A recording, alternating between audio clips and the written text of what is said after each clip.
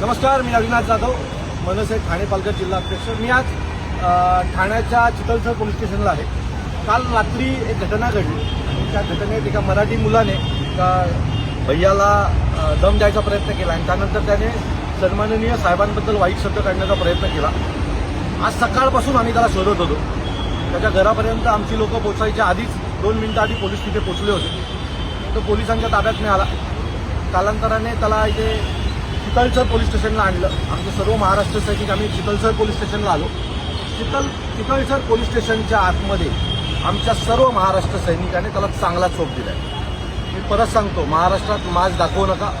सन्माननीय राजसाहेबांच्या विरोधात बोलला ते बघा, निवडणुका येतील जातील, आम्हाला काय घेणं देणं नाही। आमचा विजय पण राजसाहेब आहे, आमचे पराभव पण राजसाहेब आहेत। साहेबांबद्दल जर कोणी बोलायचा प्रयत्न केला तर त्याचे हातपाय तोडल्याशिवाय आम्ही गप्प बसणार नाही।